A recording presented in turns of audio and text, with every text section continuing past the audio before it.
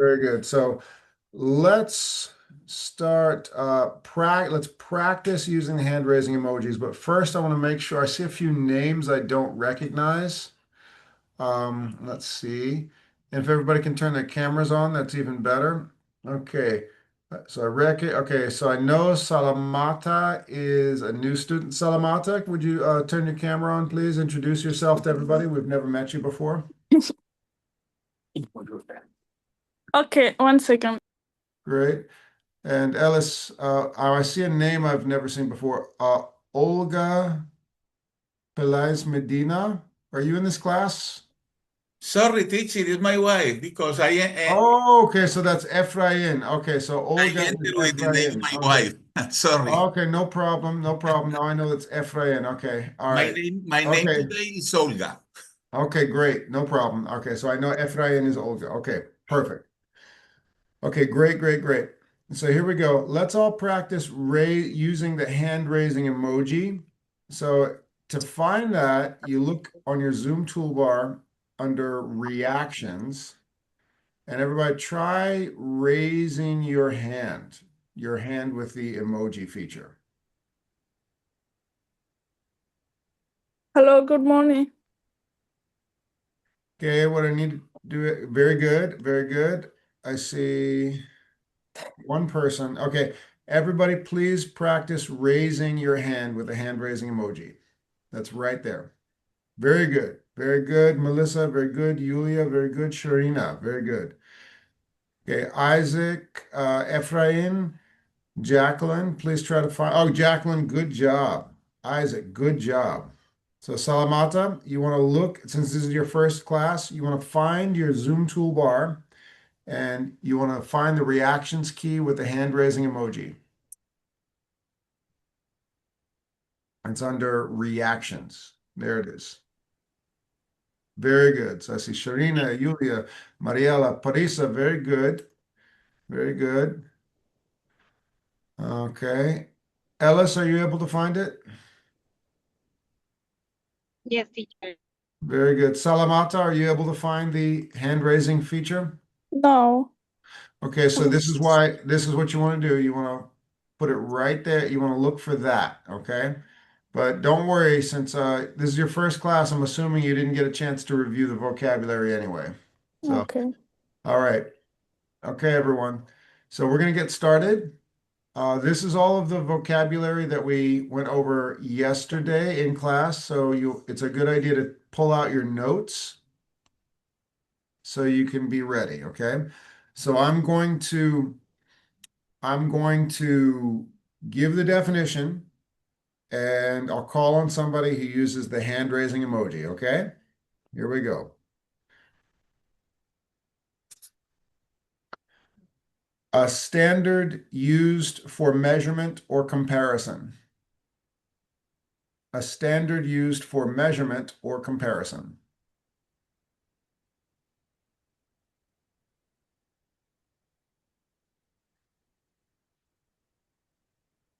Melissa.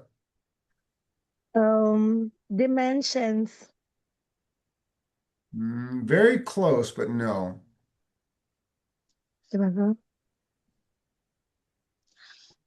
Could you repeat for me? A standard used for measurement or comparison. I see three more hands up. Ephraim. Oh, no, I'm sorry. That's not Ephraim. Jacqueline. Good morning, teacher. Teacher answered yardstick. Correct. That's it. Correct. Yardstick. Good job, Jacqueline. Nice work. Okay. To care for and encourage. To care for and encourage the growth and development of someone or something. Can I see? Use the hand raising emoji. To care for and encourage for growth and development.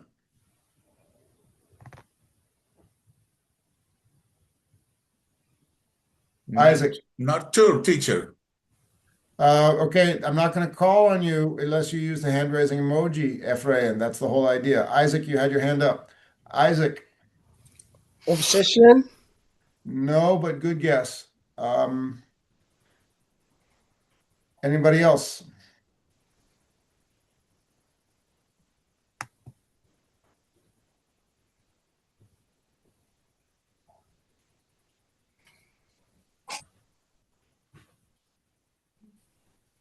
Ephraim, you had the right answer. The answer is nurture. So I'll just give that to Ephraim. Just remember to practice using the Zoom toolbar. Oh, Mariela, did you have it? No, teacher. That's okay. Ephraim, good job. Okay. Okay, this is a phrase we learned yesterday. An uneven or sharply irregular outline or shape. I'll give you a clue. Remember the tall guy and the short guy together. An uneven or sharply irregular outline.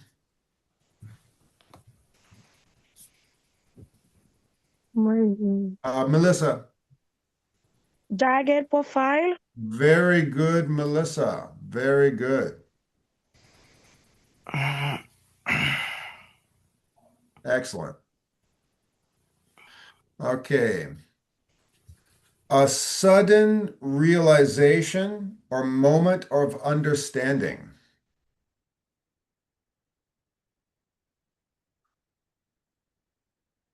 Parissa. I think it's aha moment. Correct, Parissa. Very good.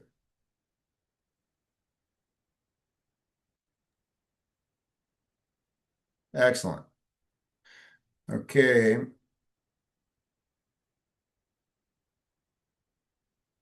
About to happen also describes a person who is open and communicative.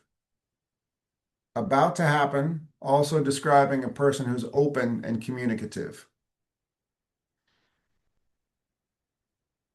Ellis.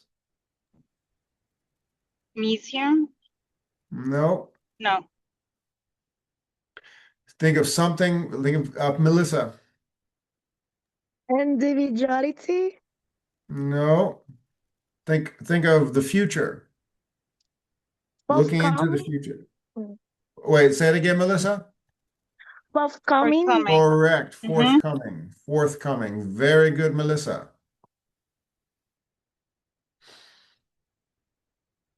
Excellent. Very nice. Okay. Made consistent or uniform for everyone. The same for everyone, consistent, uniform.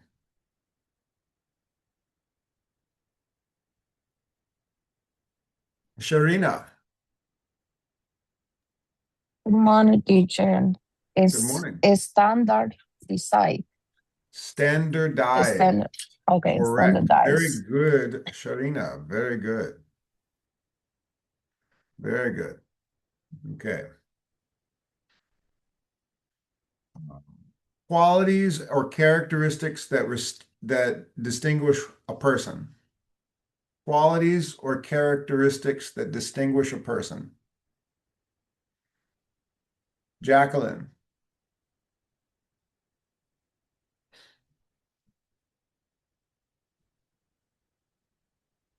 Jacqueline. Sorry, teacher. Individuality.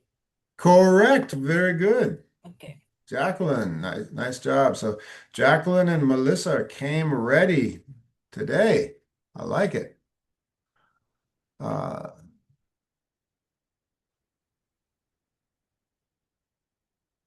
Okay.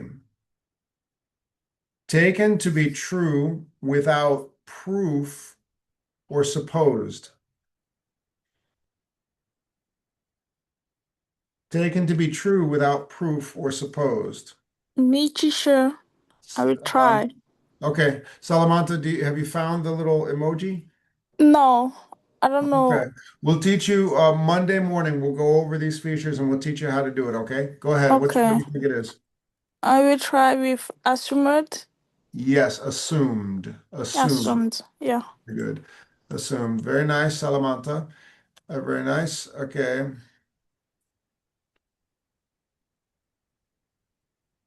Mata, not Manta. Sorry, I almost put an M in your name. Apologize for that. Okay. Okay. Let's see. Okay, now remember, this one is American sports reference. Venezuelans and Dominicans have an advantage because you probably know the word already. All right. Oh, I see a few guessing. Okay. Hesitated or refused to proceed. Purisa. I think balked. Balked. Wow, you took great notes yesterday. Very good. I know Thank baseball is not popular in Iran, or is Yeah, it? it's not popular. I didn't think so. Like, I think nothing American would be You popular over there. you think correct. Yes. Yeah, so you took really good notes yesterday. Very impressive. Thank you. Yeah, and so that is a common word you can use in the US and Canada because it's a sports reference.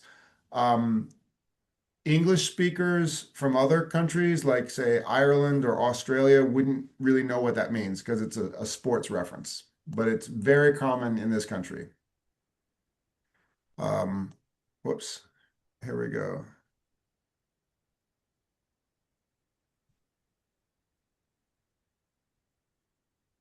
Let me just put this up there. Here we go. Okay, very good. All right. I love it. Everybody's ready, studied, ready to learn. Okay. Overwhelming, persistent preoccupation with a thought or idea. Like you can't stop thinking about it. It's similar to love. Me, mister. Let's get somebody with a hand raising emoji. Mariela. Obsession. Obsession. Very good. Obsession. Very good. Okay. Very good. Okay. An organization that operates to serve the public or social benefit rather than to make a profit, make money. Melissa. Non-profit. Correct. And El Centro is a example of that, a non-profit organization. And by the way, some of you who are small business owners, you might want to consider becoming nonprofits. You have some tax benefits, but it's a lot of complicated paperwork and you have to be good at writing grants. You can talk to some of our administrators for that. Melissa. Okay, I'll do a few more of these. Able to be changed or modified. Able to be changed or modified. Sharina. Adjustable. Adjustable. Very good, Adjustable. Sharina. Excellent.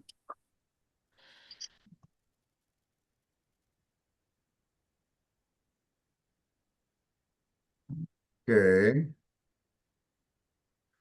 I'll do one more. A widely held belief that's not necessarily true. Sharina again. Statistical myth. Very good. A statistical myth. Very good. Excellent. The example was that the average person could fit inside the cockpit of the airplane, but nobody could actually fit comfortably. Very good. Okay, Sharina. Okay, very proud of you all. We went over this is a lot of vocabulary for one day, and you all took excellent notes, and I could tell you all really studied. I'm giving everybody, kudos, very nice. Good work, impressive.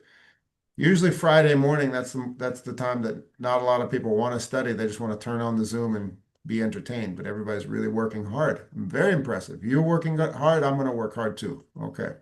Very good, everybody. All right. So let's do a little bit of reading related to this, the speaker of this lecture. So I embedded an article.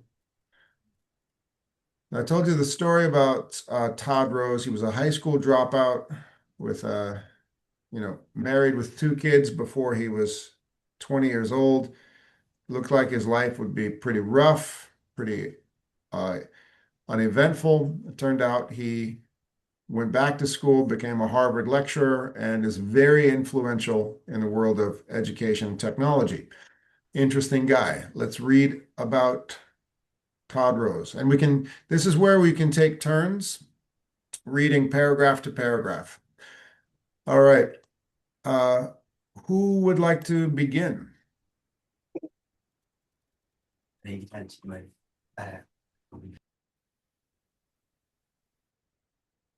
Jacqueline, go for it. Good morning, teacher. Good morning, Good morning. everyone. Okay.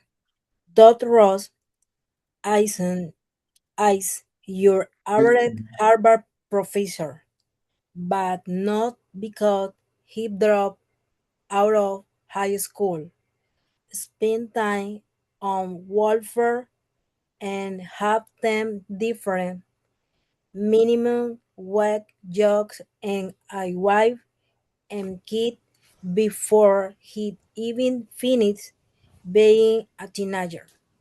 Very good. Who would like to read next? Me, teacher. Go for it, Mariela. Todd Rose isn't your average Harvard professor because when it comes to people, the average is a statistical myth, he argued. There is no average repeat. There is not average, no average professor, no average worker, no average soldier, no average Joe. Very good. And this is a colloquial phrase. Average Joe just means regular person. That's American colloquial language. I see 2 hands up, Fijin and Amadou. So Fijin will go to you, and then Amadou will go to you next. Fijin, are you okay with this long paragraph? Yes, I'm okay. No problem, teacher. All right. So Fijin, take it away. Okay. And what might just be the single most important lesson for educators? There definitely is no average student. No one yet has was ED M01, ED 07, a lecturer at the ED school, and director of the Mind, Brain, and Educator program. White, White is and his forthcoming book, The End of Average, from the moment we are born to the moment we die. We are measured against a medical yardstick, the average human, and it's hurting everyone. That's why, with this book and through his nonprofit, the Center for Individual Opportunity, was his on a mission to dismantle this myth of the average and instead help the public understand the importance of the individual. Very good. Let me help you with one word for pronunciation. Myth.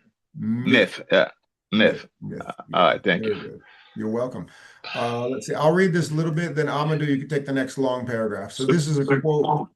Good morning, teacher. Good morning. So I'll read this quote from him, and then you can take this next long paragraph. Sound good, Amadou? We talk so much about the individual, he says, but there's such a divide between what we say we believe it and what we actually do. Okay, Amadou, you can take it from here. Okay, teacher, no problem. Mhm. How did we get here? When it comes to school systems, Ross says it is not accident how we get here.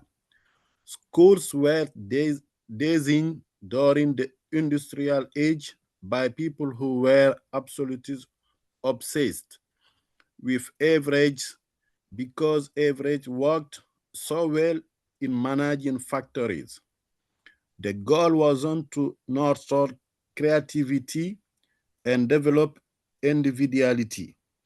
The system mostly accomplished what it set out to do: prepare students for standardized job in an industrial economy. Since then, when we have continued to think that the average, a human invention, represents everyone, or that any deviation from the average is what defines you. You are gifted and you don't need as much help. For example, Very good. Okay, who would like to read this next paragraph? Isaac, go for it.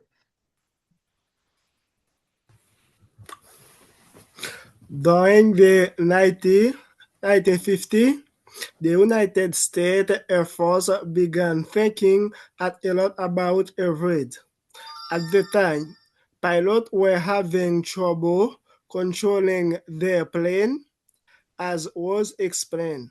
At first, the problem was on pilot error and poor training, but the real problem turned out to the cockpit,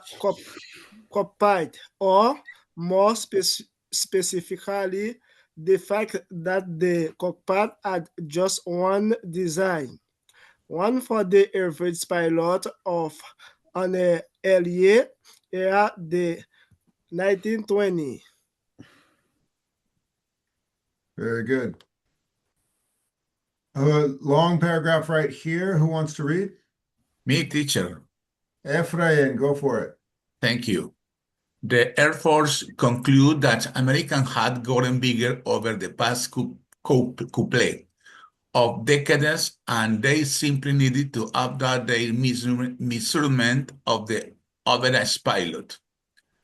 With the help of a young Harvard College graduate named Lieutenant Gilbert Daniels, they measured more than 4,000 pilots on 10 dimensions of size that seemed important for fitting into a cockpit: torso, length, and chest circumference, for example.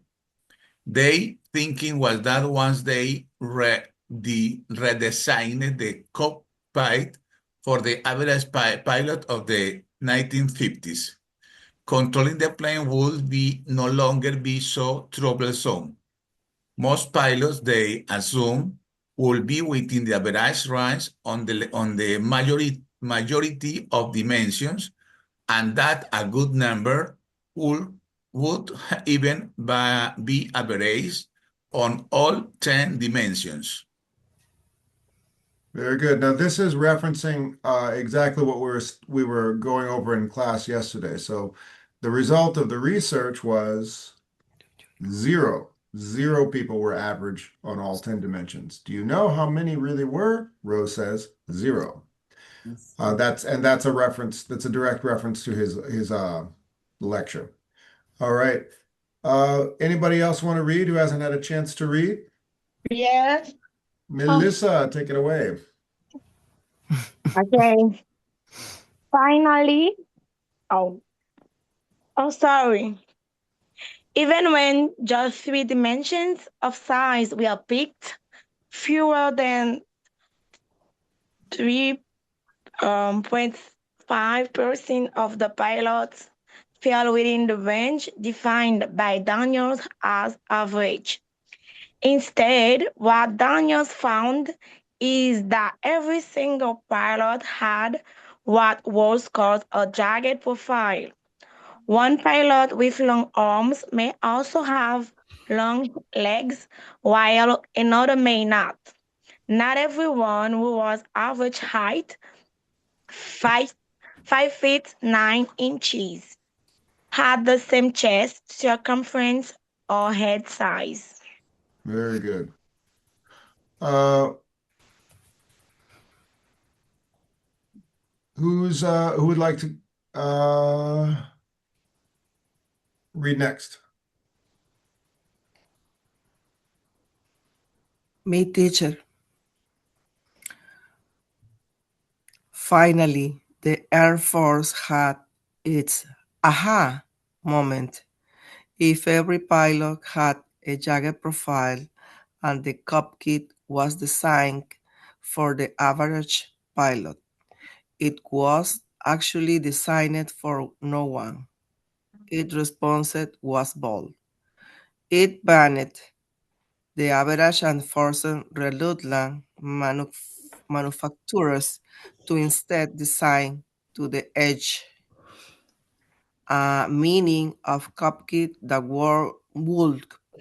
would be adjustable for even the extremes, the tallest or the shortest, for those with wide or narrow chest. Manufacturers balk, but once they realized the Air Force wasn't budging, they figured out creating options like adjustable seats. Very good. Adjustable seats. Very good. Okay, long paragraph here. Who wants to read? What does this What does this have to do with education? Go for it. Was that Isaac? Chair? Mhm. What Keep does going. this What does this have to do with education? Was a moment come when he was a doctoral student at the ED school, based on his own struggles in school. He came to Harvard interested in understanding individuals, but he said, like everyone else in Psychology. psychology and neuroscience, I had been trained to use group level statistics as an undergraduate to study people. When you was teaching fellow for Professor George Sanger's statistics class, he remembers having a conversation with her about individuality. She told him that the statistics they were using were not meant to make claim about individuals, but rather about the population at large. Was start seeing what she mean when he was doing his own research on kids who were struggling to read. All right. And this is related to, this is related to what it was talking about yesterday. Rose himself had serious problems reading, which is why he dropped out of high school. Purisa, you can go read the next bit. Go for it. Yes. There would be what the research says these kids should be like, Ross says, and then the reality of their individuality that is you in the face if you spend even a few minutes with them. You want to keep going? That was just Yes. Rose approached his mentor, Professor Kurt Fisher, one of the leading pioneers in the science of the individual and the brain, to talk about this dilemma, the reality of individual kids, and what the research says and why we think this way. very good. Several other people had their Me, hand. me, Mister. Who was me? Salamata. Salamanta, go for it. Okay. Rather than, Rather than giving me a generic answer about people being too messy or complex, he just said that the root of the problem is our belief in average. that somehow averages will tell us what we need to know about individuals. Ross says, he really pushed me to accept that understanding individuals means really explaining individuality and variability rather than ignoring it or explaining it away. Very good, very good. I'm going to stop right here. We're going to go to the next because we're going to run out of time. I'm going to go to the next bit. Yesterday in class, I had everybody write down these questions, and I'm going to put each question into as a theme for a breakout room discussion. So if you're put into, I'm going to divide everyone into breakout rooms right now. And if you're, depending on which breakout room you're in, you want to write down the question. So I'm going to create 3 breakout rooms, and I'll give you the names. So this is question number 1 that we started yesterday. What was the result of the Air Force research? And you want to discuss in complex sentences. Everyone in class yesterday was shouting 1 or 2 word answers, but now that you've had time to think about it, put it into complex sentences. This question for breakout room 1, that's Amadou, Bernardo, Yulia, Mackie, and Parisa.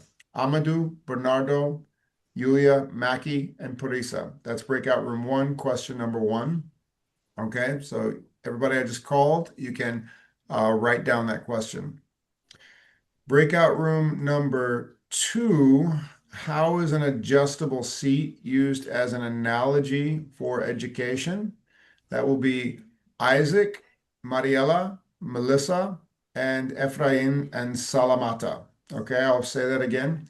Isaac, Mariela, Melissa, Ephraim, and Salamata.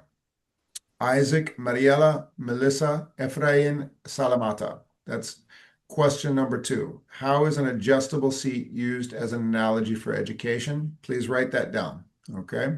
What's the result of the Air Force research? And for question number 3, how does the speaker use his own personal experience, personal struggles in education to make his argument? That's the last question right there. Daphne, Fijin, Jacqueline, and Sharina. Daphne, Fijin, Jacqueline, and Sharina.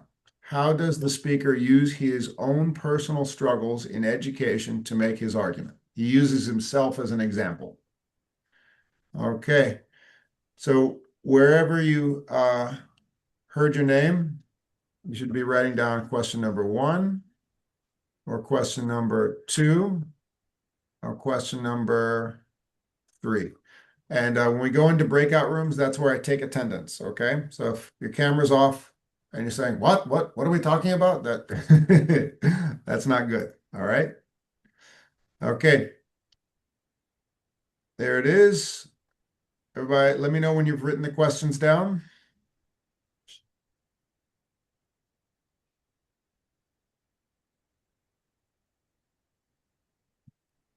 I'm okay, teacher. Very good. Thank you, Fijin. All right.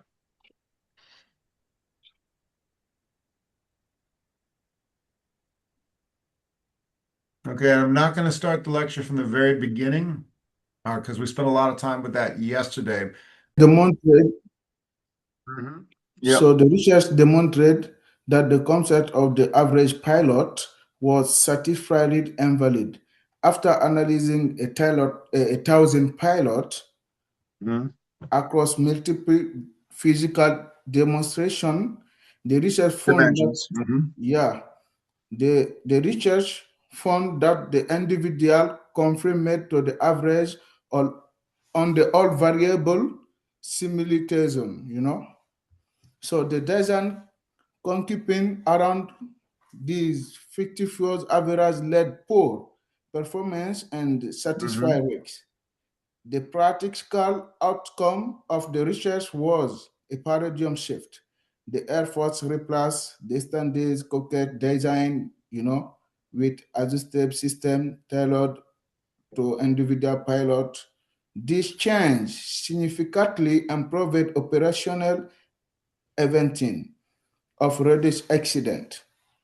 You know, that's my idea, teacher. I don't know. So Okay, very good. Let's get somebody from group 2 to answer the second question. So group 2, we had Isaac, Mariela, Melissa, Ephraim, and Salamata. Okay, who could take this one? How is an adjustable seat used as an analogy for education? Somebody from group 2. Ephraim, Salamata. Okay. Doesn't matter. Melissa, do you Go want for to it. speak? Okay.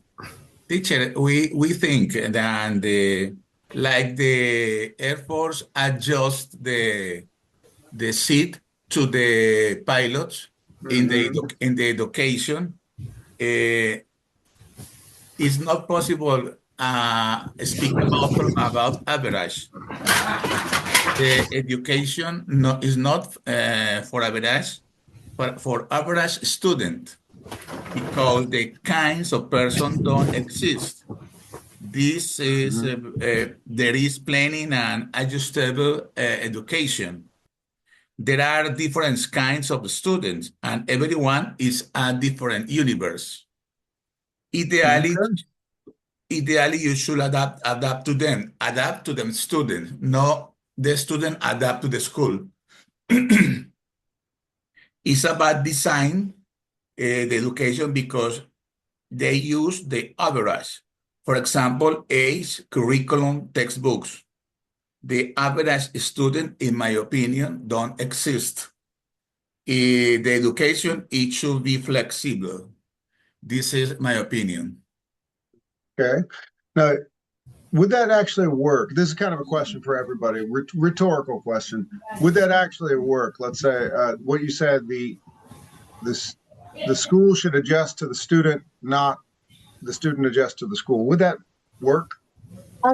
Teacher, I would Go for like it, Melissa.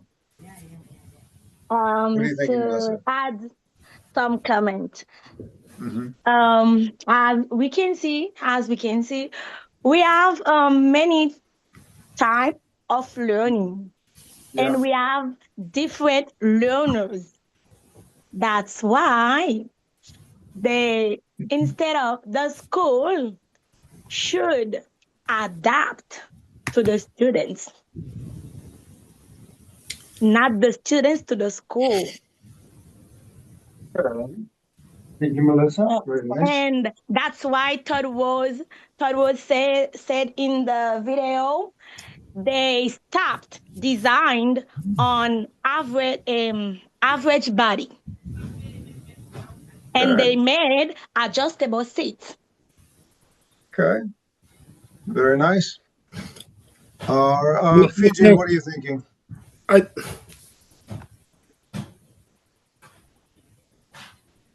Go ahead, Fiji.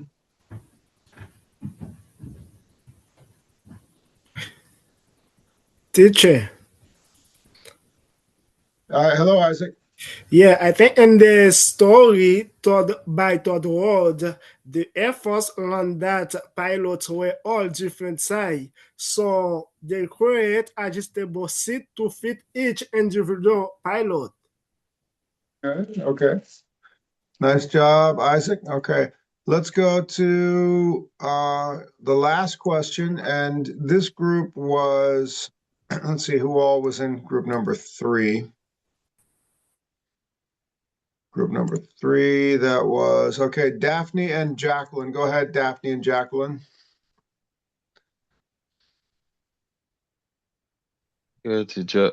I think I was in group 3. Yep. Oh, Fijian? Okay, cool. Go ahead. Yeah. Okay.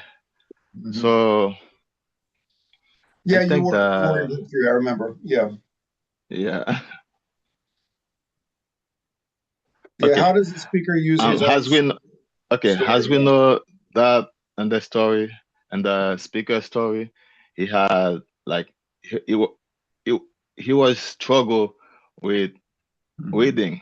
Okay, he has a reading problem, and we can compare his struggle problem with the cockpit. Okay, so he tried to tell us that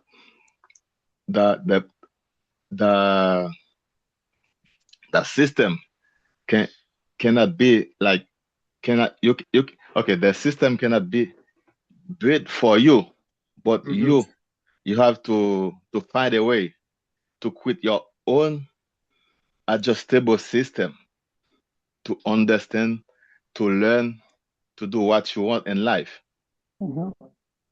Okay, so for me, that's what I think. This is why it tried to it makes sense. tell to makes sense. to the audience. Yeah. Right. Very good, very good. All right, very nice. Okay, so I'm gonna direct everybody to the Google Classroom page now to get everyone ready for Monday when we meet again. All right, so Monday morning, we're going to do a couple of things on Monday.